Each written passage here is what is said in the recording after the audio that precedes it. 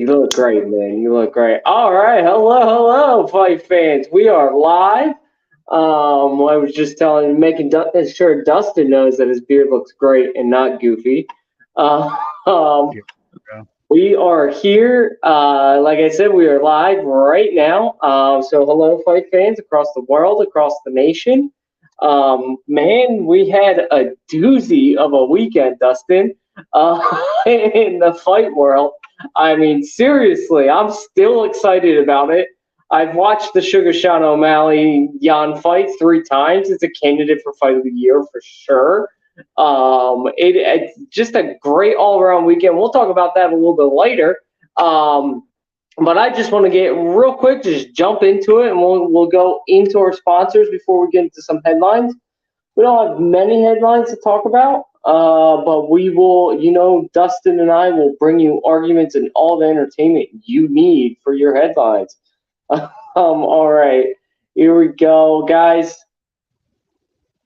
I say it every time. If you're old like me and you're feeling pain like you never had before, but you still want to pretend like you're in your early 20s, you should probably check out rxhemp.com. I know for me, man, I just started feeling my wrist is all swollen. Dustin, I'm in my 30s now. I got arthritis in my hands. I got it in my back. I got it in my shoulder.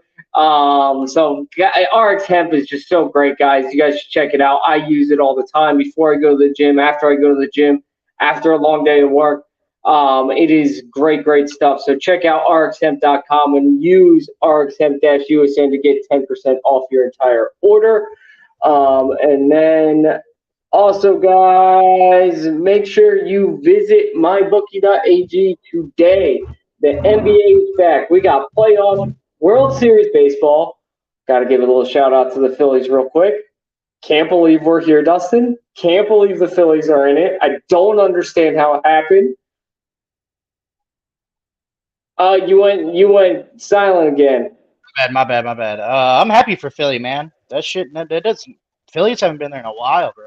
That's fucking It's good. oh 08. It felt like 08 there at the last series, and I was like, oh my god, we're gonna go to the World Series. This is fucking As nuts. long, as long as the Yankees knocked out the Guardians, I was fucking satisfied, dude. All right, we're not a baseball podcast stream, but I am from Philadelphia, as our loyal viewers know. So I am giving a shout out, Bryce Harper. I fucking love you, the Philadelphia Phillies. I love you. I'm so happy for so I was happy for October baseball. Now I'm thrilled for World Series baseball.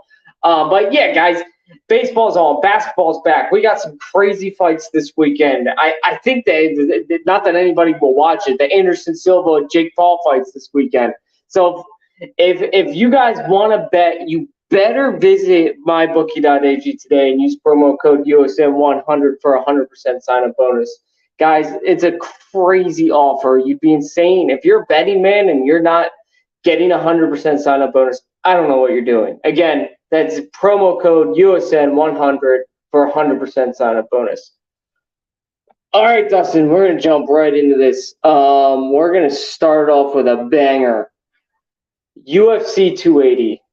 Dustin, can you believe that I read in an article from some crazy MMA pundit that has a check mark next to his name on Twitter that he thinks that UFC 280 sucked, that it was a bad card.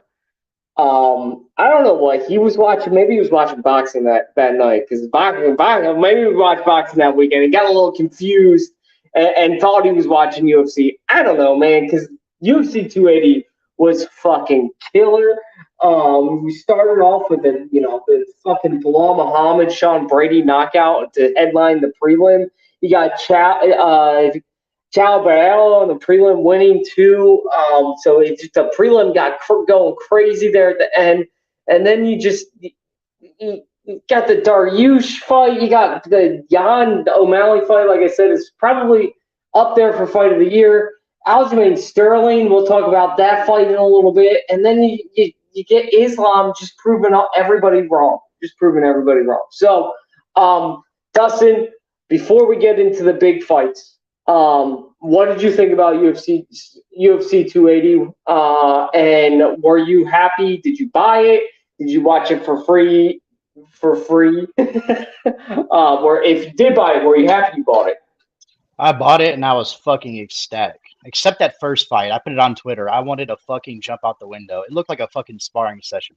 Why they put Bilal Muhammad in that fight on the fucking undercard and put that one in the main card, that's so fucking stupid. If you want to promote women's MMA, if that's the excuse, pick another fucking way. Because that wasn't it, buddy.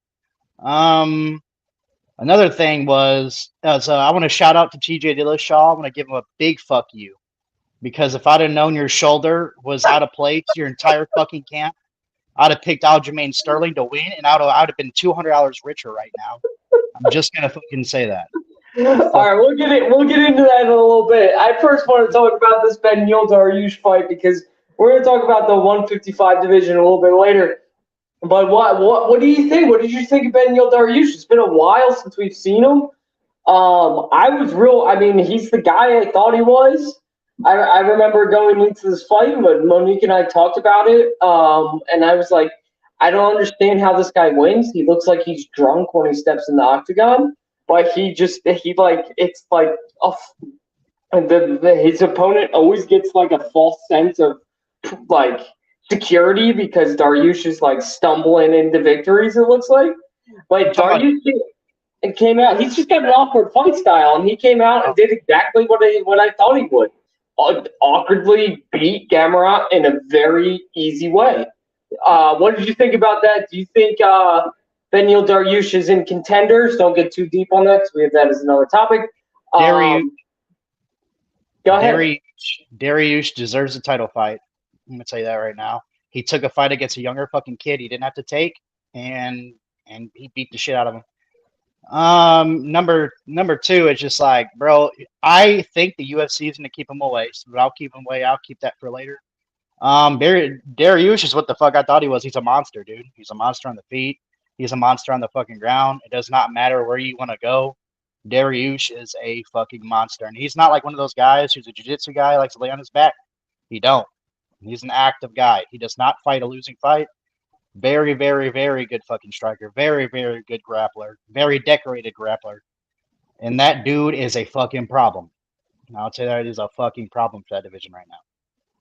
Yeah, I agree. And we'll talk about him a little bit later. I have some theories of why the UFC won't actually give him the title fight he wants. But we'll talk about that a little later. I totally agree. He does deserve it. And Gamrot's supposed to be this young stud that comes up, and he is a young stud. He's a great fighter. He's gonna be in the top 5 one day. But hey, that was not Saturday was not that day. And I got to give him all the credit in the world. You know, Dariush people have been dodging him left and right, and Gamrot stepped right in and said, "I'll fight him. I don't give a shit." So anyway, we're moving on. I always want to talk about this fight last, but we'll go ahead and talk about it now because it's the next fight up. Petr Yan versus Sugar Sean O'Malley. Dustin's laughing because he already knows my viewpoints. And will be respectfully arguing, I'm sure. I think Alec will be surprised by my opinion on his opinion, though. I really think you will. I'm going to be real. All right. Well, so we all saw what happened. And if you didn't, it was a great fight. Seriously, a great close fight. Sugar Sean O'Malley and when they were standing, he was throwing some crazy combinations like he always does. And then Yan would return with power. Sugar Sean would get a little too cocky, and he would think he rocked Yan, and then he tried to finish, but Yan doesn't really get rocked like that. So then Yan would come back and hit him with a haymaker. Yan showed off some wrestling, which is something we'll talk about. I think Sugar Sean O'Malley's got some work to do on the ground for sure. I personally want to hear Dustin's opinion first. It's been really controversial, this fight. I personally think Petr Yan won the fight after watching it 3 times. But I'll give you my opinion afterwards. Dustin, what do you think? Okay, so my opinion is more humble than you might think. So it's just, for me, it depends what type of judge you were watching that fight. And fortunately for Sugar Sean, he got the right judges that night that value effective striking a lot more than they valued takedowns, even though he got up a few times pretty quickly. A couple of them were desperation shots that he landed weirdly.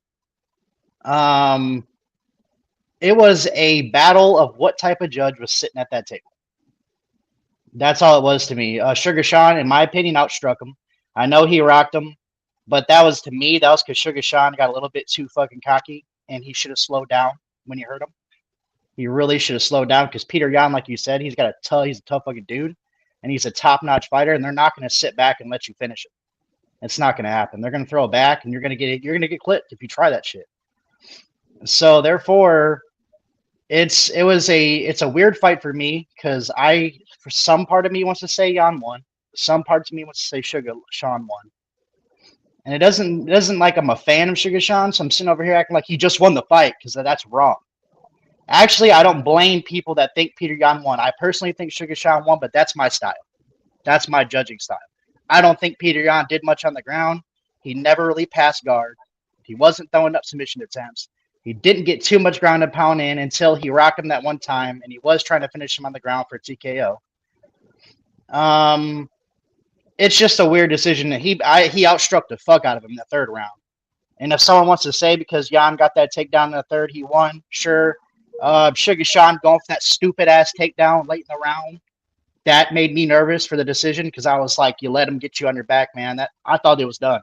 I thought the judges were going to go Peter Yan's way, beyond my wishes, because I didn't like Peter Yan in that fight necessarily.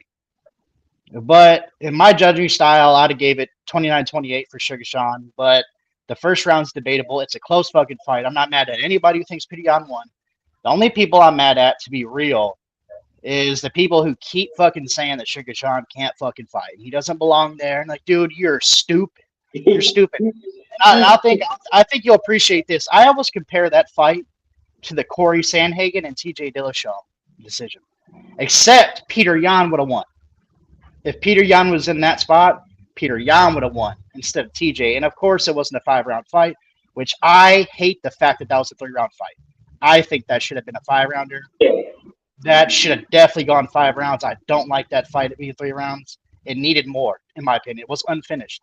Well, let me jump in real quick, and then I'll let you finish up. Both of those fighters are 5-round fighters. I mean, they're both slow starters. That's what was driving me crazy. But go ahead. Keep going. Finish up. I said, dude, I love the fight. No matter what, I was fucking entertained, and I had a great time watching it. I'm a fan of Sugar Sean. Don't get me wrong. I'm not mad he won. The more people I'm mad at, I'm not mad people say he lost. I'm more mad at people when they keep egging on that bullshit that he's this Instagram guy. Dude, he just split open one of the best strikers in the UFC. Not only did he split him open, he outstruck him. He outdid him, bro. He did. He's never been cut like that in his entire career. And he got outstruck. The only reason Peter Yan has a claim to that fight is because he was using wrestling. Sugar Sean was honestly doing well getting out of it a few times, and he was doing some Israel Adesanya shit too. He was slipping that arm off the cage. He was stuffing some takedowns that was Peter Yan knew he wasn't going to get, so he let go. It was a very entertaining and back and forth, and if you think Peter Yan won, I'm cool with that. If you think Sugar Sean won, I'm cool with that. But it's just Sugar Sean belongs in a title fight conversation, especially in the top 5. And I don't know if he'll get the title shot, though. I don't think he will. So we'll see. Oh yeah, for sure he does. And you know, the Sugar. Everybody knows here. I've been back. And if you're watching this, and Dustin, you know this too. I've been back at Sugar Sean O'Malley since he was on fucking prelims, man. I fucking love this kid since day one. The guy's an incredible fighter. He needs to work on his ground because Peter Yan is not a good wrestler, and he looked like a decent wrestler in that fight. Yan is not a good wrestler, period. His ground game's shit. And I love Yan too, but Sugar Sean O'Malley's my boy. I still think he's a future champ of this division. I think Yan won, and he lost it. He definitely lost the first round. I will say this. Sugar Sean O'Malley won that first round easily. I know Yan got the takedown. I think it was funny because Khabib had a viral reaction to it, and he was like, maybe the first round, but that's it. And I like for once I actually agree with Khabib, but in that Sugar Sean O'Malley definitely won that first round. Yan got that takedown towards the end of the first round, but he didn't really keep him down. I think he scored technically 2 takedowns in that first round, but he didn't keep him down either, and he was getting lit up. Like Sugar Sean O'Malley, he started off slow, but halfway through that first round, he started teeing off on Jan. And you guys know, and you know this, I look at defensive boxing. You know I look at this, especially in the UFC. Like, Kamaru Usman is a master at rolling off punches, right? Jan was not rolling those fucking punches off. Those were landed clean. He doesn't telegraph, and he was using a really effective fucking striking. It's called the parry jab, dude. He'll sit there and do it 6 times, and if you slip it, he's going to hit you with the right. So he knows how to use that. Yeah. So the second round is what gets me. So the second round, I wouldn't score it 10-8. I wouldn't. I know some people out there are saying they would. It honestly would not have shocked me because UFC judges are fucking nuts. They're fucking terrible. But I will say this. The control time in the second round was fucking insane. He lost second round no matter what. That was so crazy. Jan landed probably 3 takedowns in that. Yeah, you're right. Probably 2 of them he jumped up pretty quickly, or maybe 1, but that he was in control of that second round. I agree. The third round, what gets me is, the second takedown is what everybody goes to, is because that was he didn't take him down. He threw him on the ground. He fucking just threw Sugar Sean on the ground. He got cocky. He threw a heavy hand. Jan countered and tripped him. It was a great. I was like, what the fuck? This isn't. Jan's not supposed to be able to do those things. You talking about the trip? He's done that to 3 people. He's done that to more. But the thing is, there's 2 takedowns in that round. That's what gets me. And I'm not a big ground control guy, but there were 2 takedowns, solid takedowns in that second round that I don't think Sugar Sean did enough on the feet to get that victory. I am a Khabib ground control guy. As when Khabib gets you on the ground, he is beating the shit out of you or finishing you. I love Khabib's ground control. I don't like other people's ground control. But it's not like O'Malley was trying to throw submissions from the bottom either. He was just laying there. It was kind of a stalemate, so it was weird. In my opinion, it can't be a stalemate because Jan is in a dominant position. Sugar Sean did throw up like 3 arm bars. He threw them up. Peter Yan just sensed them and got out of them. Yeah. So for me, that's why I think Jan won the fight. Is just because of those 2 takedowns in the last round. I don't think Sugar Sean did enough in that last round to pull away that victory. The second takedown is what sealed it for me. That being said, Sugar Sean O'Malley put it perfectly. It doesn't fucking matter what you think because I won the fight, and stop blaming me for it. I didn't judge the fight, which I fucking love. It's such, O'Malley's brand to be like, why are you blaming me for this? I didn't do anything. I just went out there and fought. Second of all, when it comes to blaming him for it, first of all, he was the first one on that mic being like, bro, I don't know. He was like, even he said it. He was like, I don't even know if I want to fight for the title after that because I don't know if I beat him. Well, here's the other thing, too, that not a lot of people are talking about, which is pissing me off. It kind of goes to your point. Absolutely no one is saying how we just saw Sugar Sean O'Malley put up the best fight against Petr Yan we've ever seen, and I'm including the Aljamain Sterling loss. I think he had a better chance of beating Aljamain. Well, Petr Yan fucked himself in that fight. Well, so we're not going to talk about that. That first round never happened. But that was a more decisive. That was clearly the best fight that Jan's ever been in his entire career. He fucked Jan up, man. He fucked him up. We've never seen anything like that. So people need to shut the fuck up, put some respect on Sugar Sean O'Malley's name. And the only hiccup for Sugar Sean, why I don't think he will get the title fight, is because it sounds like Henry Cejudo might be finally getting his comeback fight. Are we talking about today? We are not. If we have time, we can talk about it. If we have time, we'll talk about But it does sound like he's finally. I mean, Dana White already said that might be the fight to make, which is a different tune. And when Dana White changes his tune, usually things happen. So we'll stay tuned. Can I comment on one thing? Yeah, go ahead. Aljamain Sterling told Henry Cejudo that there is levels to wrestling. Henry Cejudo is the fucking level to wrestling.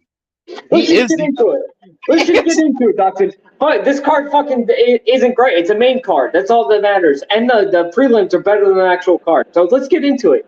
Aljamain Sterling, how the fuck dare you? Like, seriously, who the fuck? Well, listen, I'm pissed off on you on so many different levels, man. Like, you're such an idiot. You get here and Dana White says, you know what? Maybe the Henry Cejudo fight is the one to make for the title. Maybe I make that. But thank you for asking about it. And then Aljamain Sterling says, oh, well, you got to work for it. You can't just come back and get a title fight. 2 days ago, you were calling him out. Yeah, that's your fault.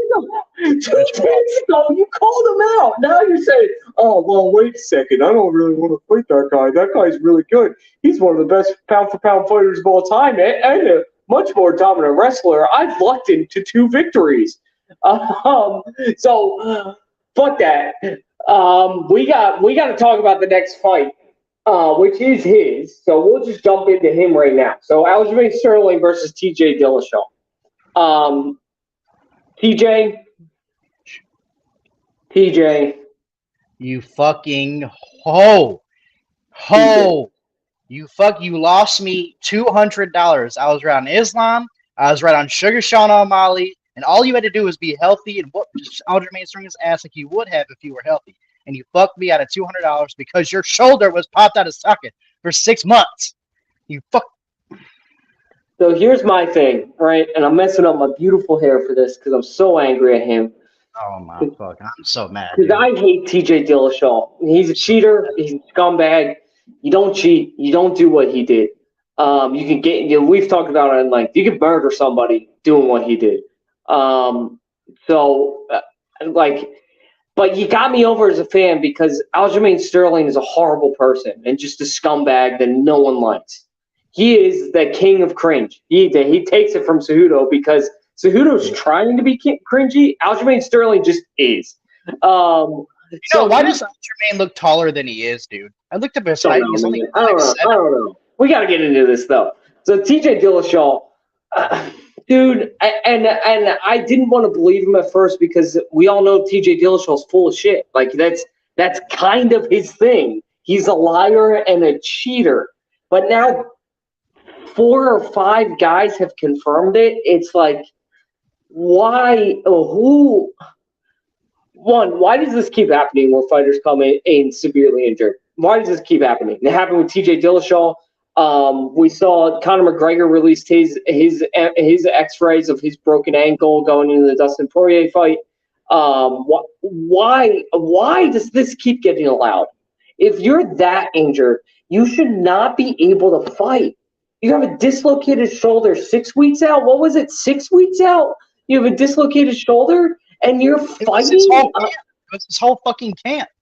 You're fighting a championship fight on that. What is happening? Like this is it should be not allowed. And then you got Yair Latifi, who's suspended now because he fought with fucking what's it called? The fucking virus. I forget. I can't think right now. I'm blanking because I'm so angry. And he fought with it. And you're not allowed to fight with that. There's like a no. It's so contagious.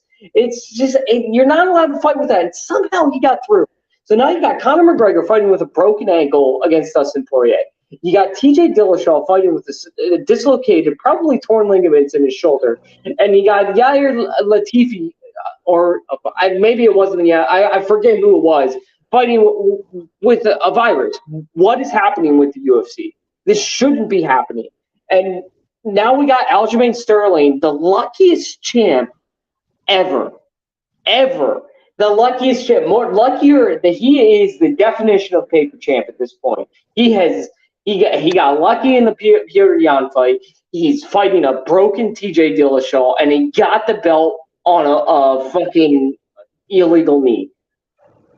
I'm done with this guy, man. I'm done. I hope Cejudo comes back and just fucking murders him.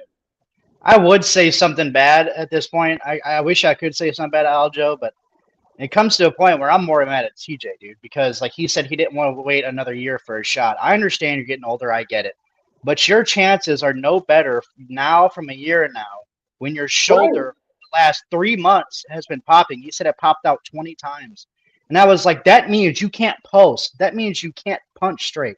That means you can't do anything. And he was like, well, I was hoping to land a bigger shot in the second round. I was like, with one fucking hand? With one hand, dude. It means you can't kick. It means you can't, like, you can't do anything with the shoulder that's popping out. What it pisses me off too, because like, dude, I bet on fights, and I'm like, dude, I would have bet on Aljamain easy if I'd have figured out you were fucking injured. I was like, that's some bullshit. That's some bullshit. And then listen, you don't blame Aljo. The TJ stepped in and he fell injured. That's TJ's fault. His fault. His fucking fault. The fact of the matter is, I don't know a champion who's been luckier than Aljamain Sterling. I just don't. I just don't. I don't either. And that's why we need Cejudo to come in and just fucking whoop his ass and make him cry. Because I'm fucking done with this piece of shit. Or Merab Dvalishvili. You don't want to give it to him? Watch the wrestling fucking monster of Merab Dvalishvili just bore us to death against Aljamain Sterling. My thing about Sugar Sean getting the title fight, dude, is he can't wrestle with Sterling. He can't. No, that's a worrisome fight for Sugar Sean. Anyway, we got to move on. We got one more fight in this. It's not much to talk about. I just want to state I'm grieving a little bit here. And you know, I'm a big Islam fan and always has been. But you know, Duke Bronx is literally my favorite fighter on the entire roster right now. And I tried warning people last week that don't count out Islam losing. I mean, don't count out Duke Bronx losing. Don't count it out. Islam's a fucking beast. I know he doesn't deserve this fight. And I tried warning everybody. Islam does not deserve this fight yet. You're right. But he can absolutely beat Charles Oliveira. He's that good of a fighter. So that's an understatement. And I tried. Dustin, I tried. I wish you were there last week. I tried to tell everybody. No one wanted to listen. But there's not much to cover here. Islam is just absolutely a monster. And this really, unless you have any comments on the fight, this really brings us into our next topic. Do you have any comments on the fight specifically? I hope this sends a message to a lot of UFC fighters, even if you're a jiu-jitsu guy. Stop fighting off your fucking back. Stop doing it. Stop doing it. Especially when it's a guy like Islam. He pulled guard on purpose on Islam. And it was just the stupidest fucking thing I've ever seen. You don't fight from the bottom against Islam. You don't fucking do it. I know you wanted to prove a point, but fuck you're proving a point. Listen to Khabib for a second. Khabib's like, fuck proving my point. Why am I going to go to some guy's strong suit?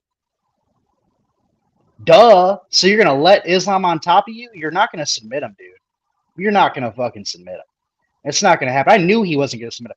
Even when he had the legs around his neck, when he looked like he had a triangle, I was like, dude, the triangle wasn't in. His head was halfway out of it. I was like, it's not in. Let it go. To be honest, Dustin, it wasn't even close to being in. I was like, let it go. Use it to get up and strike. Don't play with Islam on the fucking ground. And you didn't even have to play with Islam on the ground because in the second round, you threw an overstretched straight and he just fucking caught you nasty. And again, you thought you could get on the ground like you do with everybody. You put your legs up like Islam gave a fuck. And he didn't. He got down there and put you in a fucking arm triangle and almost choked your ass out. So therefore, Islam is a beast. He's a fucking beast. And I think he has a really good shot of probably getting the GOAT argument.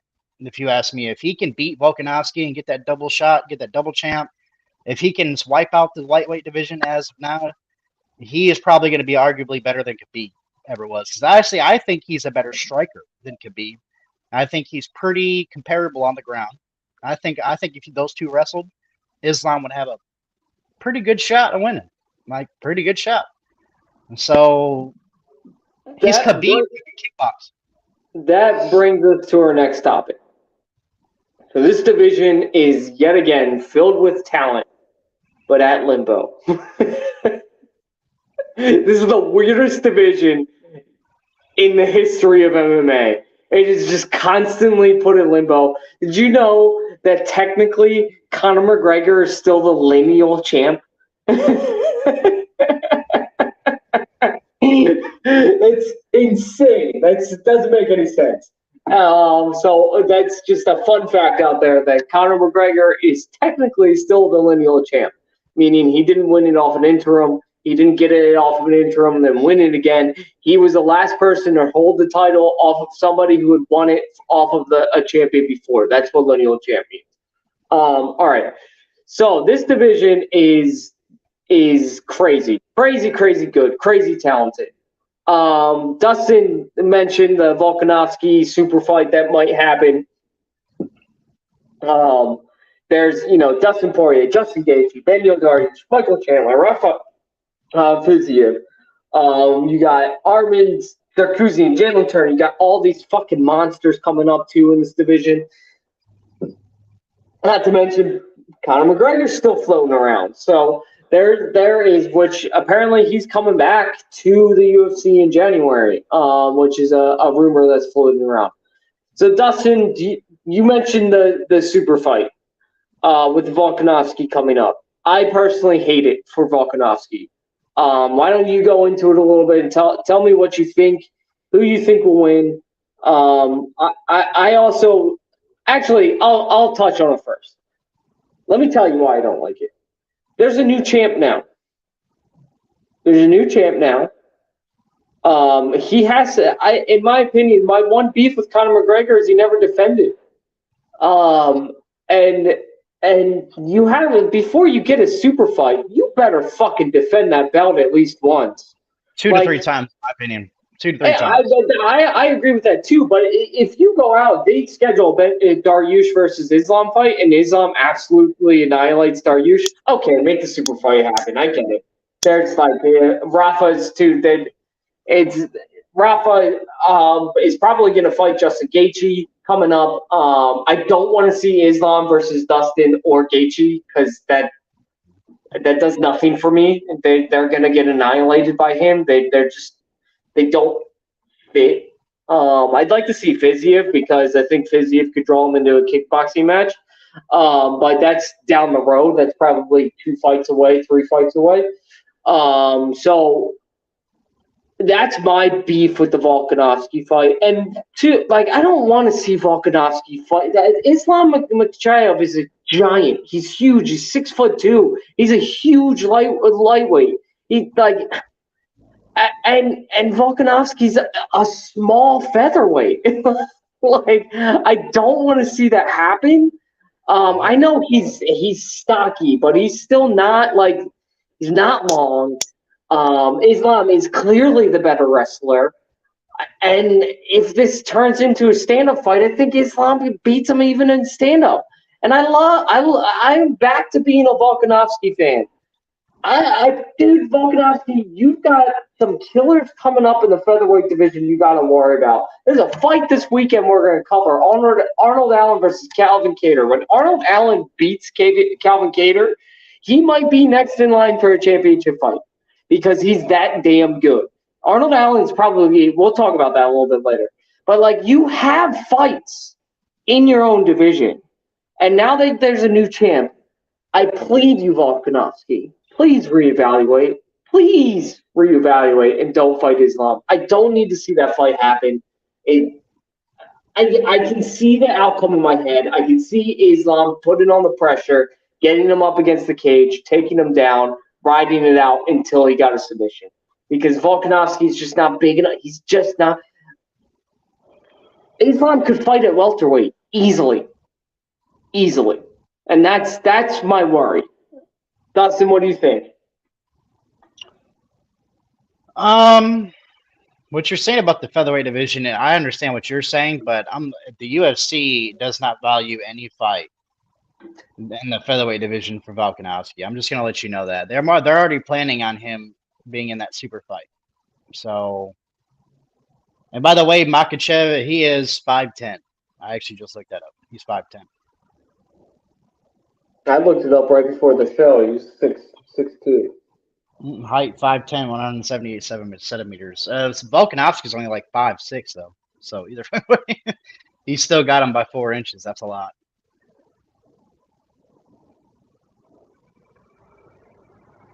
And he listed as 6 foot on one thing, 5'10" on another. Anyway, we're playing semantics. But anyway, I mean, he does have about 4 or 5 inches on him, and he's definitely the bigger guy. When it comes to the wrestling department, Islam is better. So I'm not going to say that. When it comes to kickboxing, I think the way that Islam fights, he's going to get close. So I don't think the arm length is going to be as big of a problem as it would be, because I don't see Islam staying on the outside. So I highly doubt he's staying on the outside. It's not going to go to striking though. He's just going to take him down and just dominate him.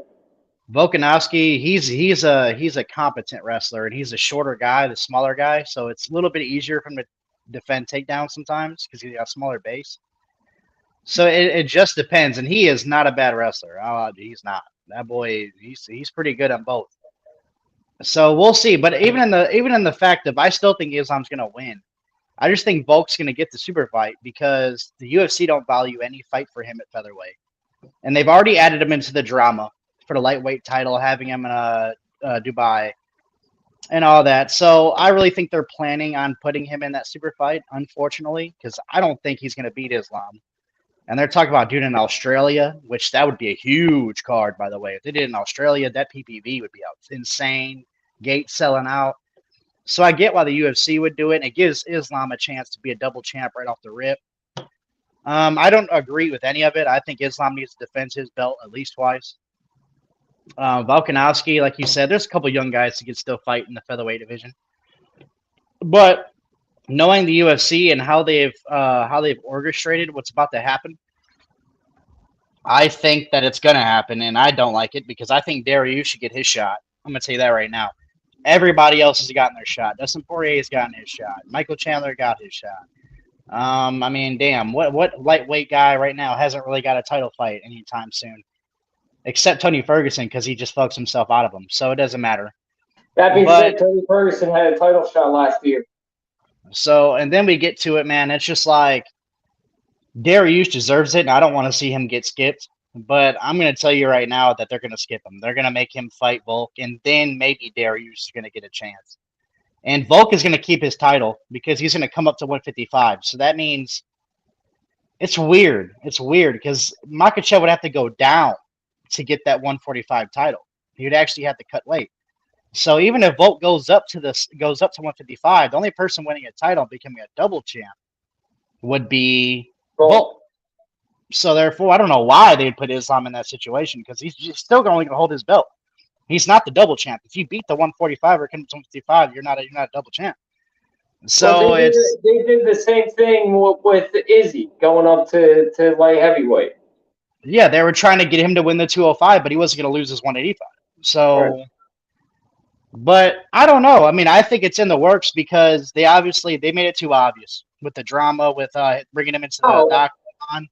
They made it too obvious. I think they're going to schedule that fight next. So that's just my opinion. Yeah, it's definitely in the works. I just disagree with it. I think one, Dariush deserves this fight, and then two, if Justin Gaethje ever grows a pair of balls and fights Rafa Fiziev, and then the winner of that would be after Dariush. Then it would be Volkanovski's turn, in my opinion.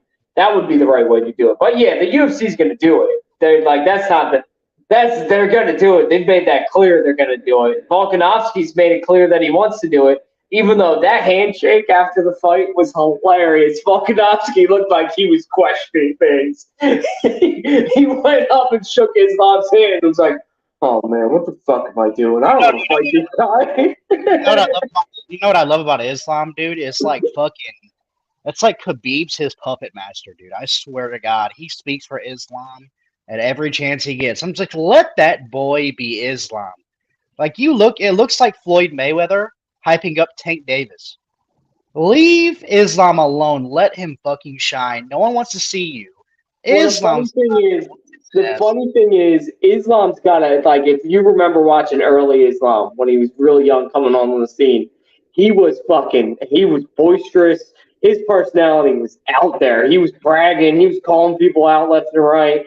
He was saying he's the best. No one could beat him. He was basically Hazma is what he was. And then he started. Let him be that. Let him be that. I know. I wish, man, because that would be great. Anyway, we do have to move on. The 155 division is very interesting. You got Dustin Poirier fighting Michael Chandler. Dariush with his victory over Gamrot. Recently, you got Fiziev and Justin Gaethje with no fights. And then you got RDA at 7, who's probably going to fight the likes of like Jalen Turner soon, is what I would imagine. So, again, everybody needs to be paying attention to this division because it's fucking nuts. All right, we're moving on. We got fun things to talk about. Let's talk about this real quick. We got Jones saying that he is preparing and in camp to fight Stipe Miocic for UFC 282 December 10th. I feel like that fight would have already been announced, so I don't know if this is real. Yeah, I don't know if it's November's month, like a week from yesterday. November starts, so unless the UFC is gonna try to surprise us on this one, which I don't think they will. I don't think this fight's happening. Dustin, what do you think about Jones's comments? There was also something that came out today that the UFC is on full Ngannou versus Jones setup. Like they're trying to get it set up for the new year. So what do you think is more likely? Do you think he fights Stipe for an interim belt, or do you think at this point they just wait until January and book the Ngannou fight? Nobody in the heavyweight division wants any part of John Jones. They don't want any part of him. I'm just going to be real. Like, the only person that wants any part of John Jones is probably Ngannou, and that's because he's the champ and he ain't got no fucking choice. But it comes to a point where nobody wants any. So, okay, if you're the 6th ranked guy in the heavyweight division, right? You busted your ass to get the number 6 rank. Now let's go fight the GOAT of the fucking sport to get my shit rocked and go fucking back in the rankings. Yeah, let's go do that. Let's get my ass up by John Jones and let me get my title shot delayed by another 2 years. You think any of those guys want to do that? No, they don't. They don't want to fight him. If anyone's going to fight him and be the sacrificial lamb, it's going to be Stipe, because Stipe is done. He's not fighting Ngannou again. It's not happening. He's not getting that title shot, especially with all these young guys coming. He's not getting that title shot anytime soon, in my opinion. Ngannou beat the fuck out of him. So it comes to a point, and then Ngannou destroyed a young guy. So he's not going to fight Ngannou. He's not fighting Ngannou. If anyone's the sacrificial lamb, it's Stipe. And if Stipe don't take the fight, ain't nobody else taking it. So it's either Stipe going to fight for the interim and try to get his shot again for a trilogy against Ngannou, which he ain't going to win. He fights Jones, he's getting beat. So therefore, I think they're just going to wait because Ngannou is the only one's going to take that fight. But again, you got Ngannou with his fucking managers and shit. So we'll see. Because I don't know, because Ngannou is going to want $20 million to fight John Jones. So, I mean, we'll fucking see. We'll fucking see. You know why he wants $20 million? Because he knows he's about to get that ass whooped. Especially since John Jones' most recent weigh-in is now around 268. Like, I don't give a shit. John Jones is probably the most huge. John Jones is probably the most unbeatable fighter I've ever seen. Oh man, the guy's got a longer reach than fucking Stefan Struve had, and Stefan Struve was 6'11". You can't out wrestle him. You can't out wrestle him.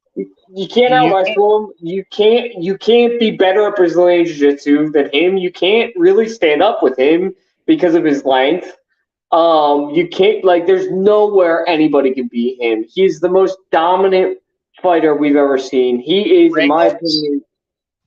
Reyes and Gustafsson were the two that had the shot that probably matched up physically to really beat him. And he was all coked up, man. Don't talk about the Cormia's fight because I understand maybe he was coked out and shit, but the judges gave him that. I don't know why, but they did. But it's just like when he fought Gustafsson gave it his best shot, and that was the best shot of anyone taking down John Jones. And he did it. He tried.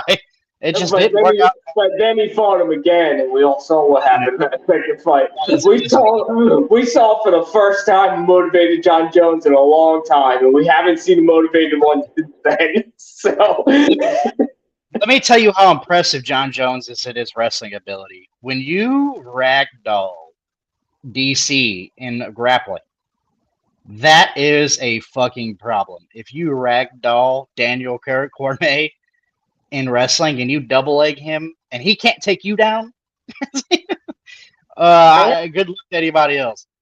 I have a better example of his wrestling, then we'll move on after this. Fun fact about John Jones. So the Dan Henderson-John Jones fight never got made because Dan Henderson got hurt and then John Jones got hurt. Not that it would have mattered. John Jones would have killed him unless Henderson landed an H-bomb. That was his only hope, was to land a clean H-bomb on a guy that had a 10-inch reach advantage on him. It was never going to happen. Pretty much. But for fun, John Jones agreed to do a grappling match with Dan Henderson and annihilated an Olympic Greco-Roman wrestler. Killed him. Like, not just an Olympic gold, like a gold medalist Greco-Roman wrestler. He killed him. He absolutely annihilated him. And Dan Henderson has talked about it since then. He's joked around and said, "I am so glad I just never actually fought him in the octagon because he would have killed me." And that's Hendo. John Jones is a completely physical freak, man. He's a fucking physical freak. It's crazy, man. It's crazy. All right, we're moving on. We got one more headline, and then we can talk about this shitty card. All right. Rumors swirling around the MMA world today that the Khamzat versus Colby fight is verbally agreed by both fighters. Dana White all but confirmed it. It's just about signing paperwork at this point. It sounds like it's happening soon. It sounds like it might be happening in December. Khamzat Chimaev is shocking the world and coming back to welterweight. I think Dana White saw dollar signs in his eyes and was like, "Oh fuck yeah, he can still fight at welterweight. I'm gonna make millions of dollars." It's supposedly a 5-round fight. Dustin, I've talked about this topic many times for shits and gigs. I'm so glad I finally get to talk about it because it sounds like it's happening. Before I talk about it, what do you think about this? Do you think Colby will actually sign the paperwork? I think Colby might not sign the paperwork, but if this fight really does step in the ring, I'm gonna be real. I think the masses are gonna be more surprised than they are, in my opinion, when it comes to Khamzat versus Colby. Because I'm gonna tell you right now, Khamzat, he's still out in the wind for me. I understand he beat Gilbert Burns, but dude, he's still out in the wind. I don't know what to think about him. Like, he's not as dominant against the top fighters, and I think Gilbert Burns pretty much proved that, in my opinion. We'll see. Colby is. People can say what the fuck they want about Colby, bro, but if it wasn't for Usman, he'd have been the champ for the last 3 to 4 years. I mean, if you ask me, if it was not for Usman, he'd have been the champ. So we'll see. We'll fucking see. It's a hard fight for me to judge because if I want to go off fandom, I think Khamzat's going to try to kill this dude. And then it comes to a point where I know Colby's still a very fucking skilled fighter. And it's like people think that Khamzat's going to walk through him. And I'm like, I don't know about that, buddy. I don't know if Khamzat's going to roll through that dude. We'll see. I think people are going to underestimate Colby in that fight. You know, I know one person that don't underestimate Colby. It's Colby. So we'll see, man. He's not going to walk in there scared. He's got to fight. And oh God, man, we'll see. I think they're so similar.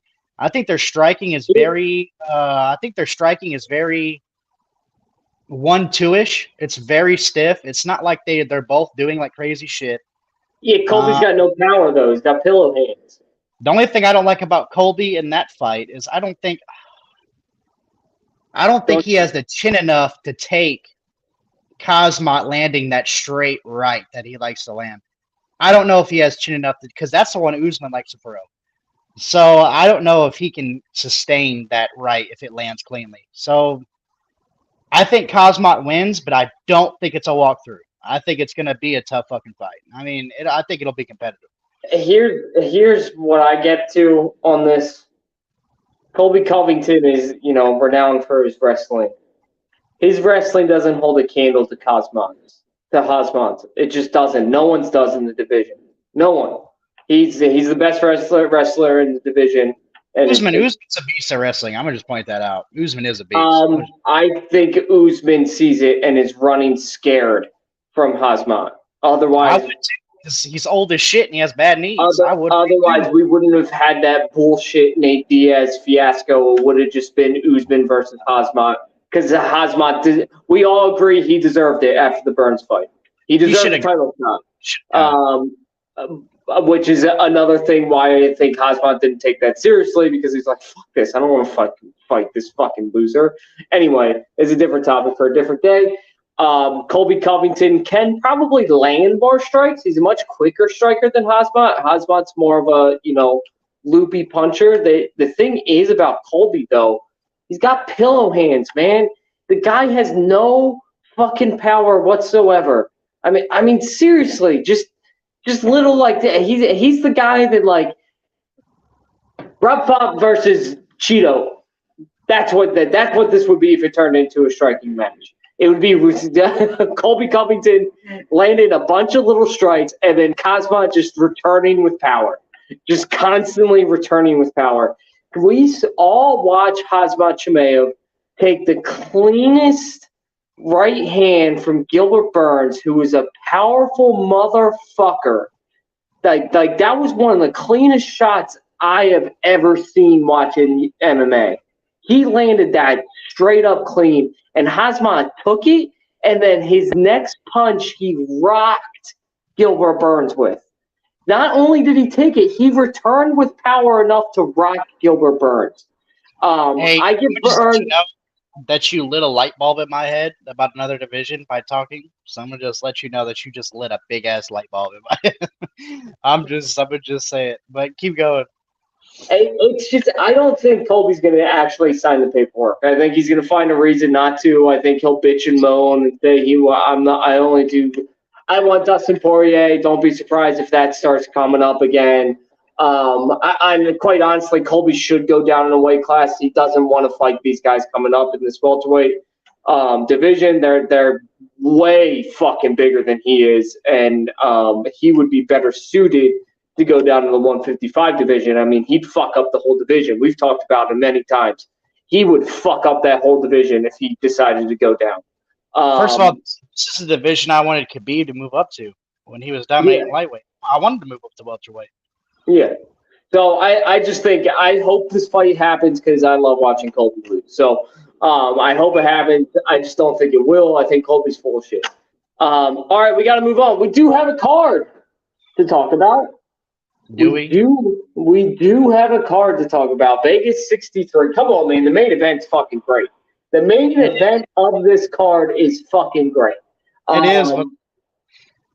Leading up, I don't know. But before we really get into it, because we're going to kind of speed through to the main event, before we really get into it, I want to give some shout-outs. This is the best fucking prelim fight, the best fucking prelim card maybe I've ever seen in my life. You got Roman Dolidze versus Phil Haas, Andrei Arlovski versus Marcio Rodriguez de Lima. You got Joseph Holmes, who's a beast kickboxer, going against Young Park. And then Chase Hooper versus Steve Garcia, Cody Durden versus Carlos Mata, and Joshua Weems versus Christian Rodriguez. This fucking prelim card is like just all young studs except for Andrei Arlovski, but all just young studs who are going to be some of these guys. Chase Hooper's going to be a fucking beast in the UFC. Roman Dolidze is just a monster. He's just a monster. That's the guy. To remind you who he is, Dustin, he's the one that shocked the world by knocking out Kyle Daukaus in the first round recently. No one knew who this fucking guy was, and he just shocked the world. All right, we're getting into the main card. First fight we have the thrilling fight of Dustin Jacoby versus Khalil Roundtree.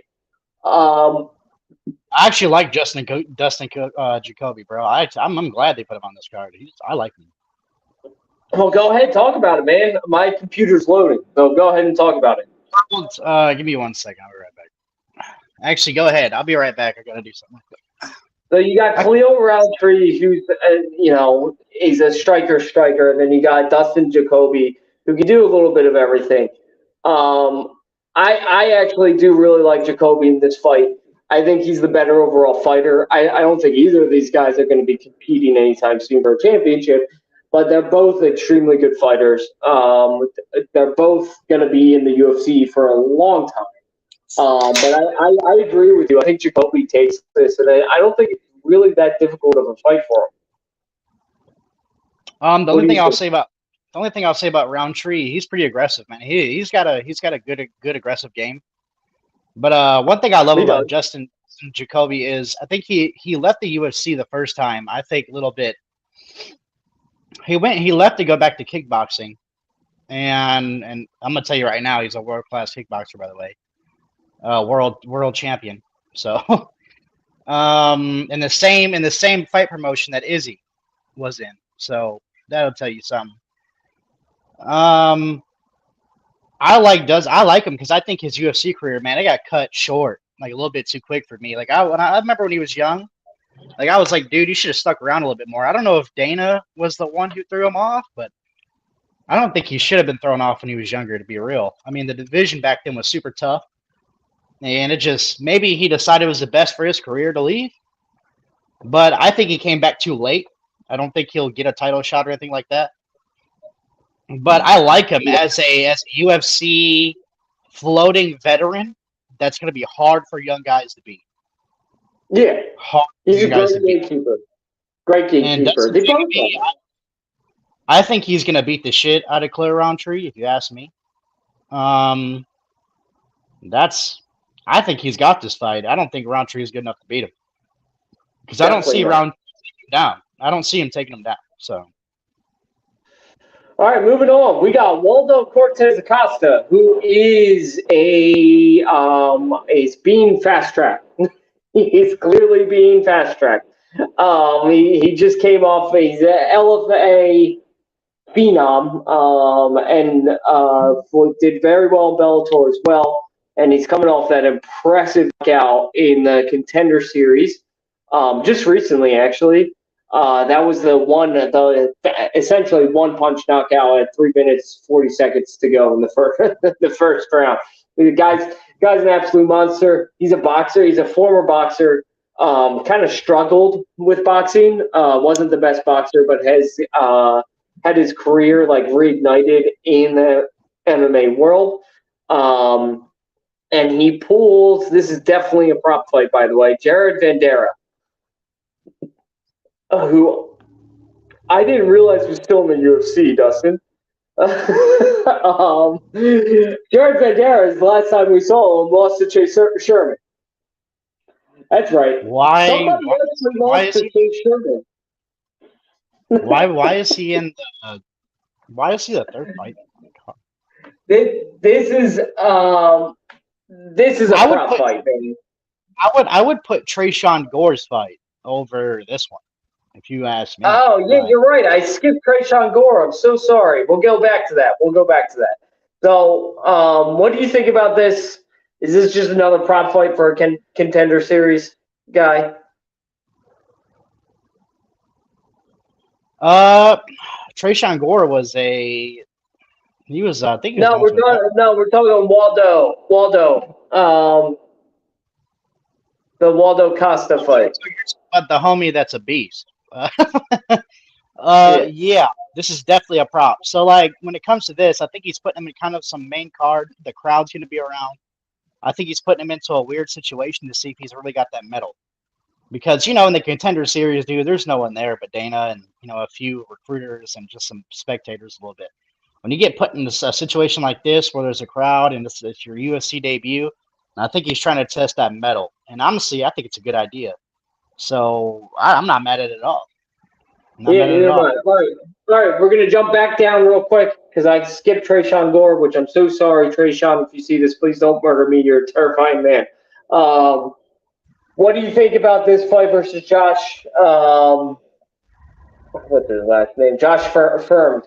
Um, I personally don't know who to pick on this fight. Trayshawn, I think, is the more powerful striker for sure. Um, and he's a good fighter. I'm not saying he's not a good fighter. It's just Josh is also a good fighter. This is, he's coming off his loss to Anthony Hernandez. So I really don't know who to pick. I'm just going to go with my heart and pick Trayshawn Gore. I think he wins this fight. I don't like Trayshawn Gore. I've never liked Trayshawn. Like, I'm just being real. Like, I don't like. People keep saying like he was some young up and coming striker. I'm like, no, he's not, dude. If he was that good at striking, he wouldn't have lost to Brian Battle. He fights off his heels. If he was that good, he would not have lost to Battle. If he was that much of a prodigy, he would have beat Battle because Battle is very unorthodox. And if he really had that like people are talking about him like he had some type of Uriah Hall skill, like when it came to like athleticism. And I'm just like, no, he don't. He's not athletic. First of all, he's huge. And like his arms are as wide as your fucking head. And it's like first of all, the dude he's fighting, he's bigger, number one. He's definitely bigger. Their reach is comparable, but he's a bigger man. I'll tell you that. We'll see. Maybe they put this here to see if Trayshawn can just get a finish. Maybe like if he can actually compete in a fight. I mean, without the drama with the Ultimate Fighter. But I don't like Trayshawn Gore, man. I just don't. I think he needs to go develop. He would have been great in the UFC in like the early 2000s, man. Like that's not saying much. That's not saying much. I know, that's what I mean. Like he fights off his heels. He's a fun watch because he can knock anyone out in time because he fights off his heels. He's going for those power strikes every time. But yeah, I mean this is where this fight gets boring. This card gets boring, and we're headed into the next fight, which I can't even believe. I just want to skip this. I can't even believe this is on a fucking main event card, even though it's Vegas card. You got Tim Means versus Max Griffin. Why? How many times is Tim Means gonna fight to just? I mean, are you just fighting for a paycheck? I mean, goddamn. How do you fight 40 times and still not be nothing in the UFC? I don't even know how that happens. If you fight 40 times.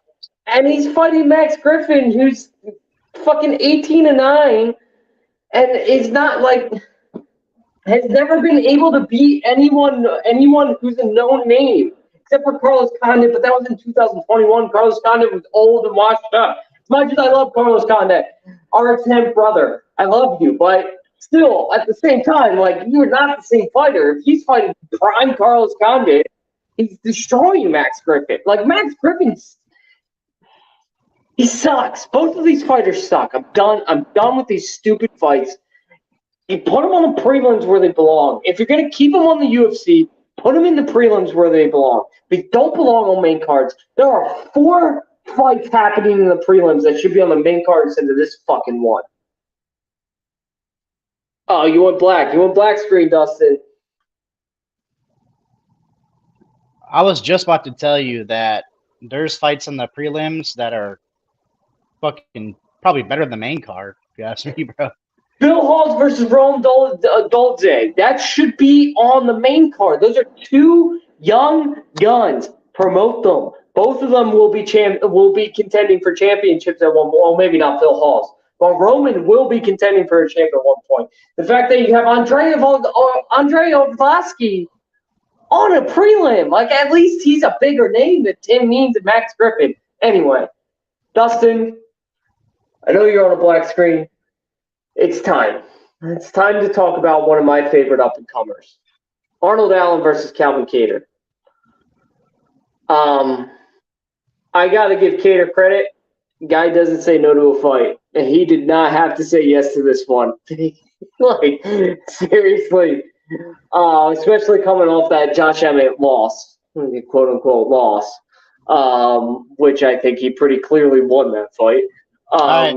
Let me say my piece real quick, and I gotta get off here because I gotta call the wife back. So I'm gonna just talk about this fight real quick. Yeah, go ahead. Calvin Kattar is on my demon time list.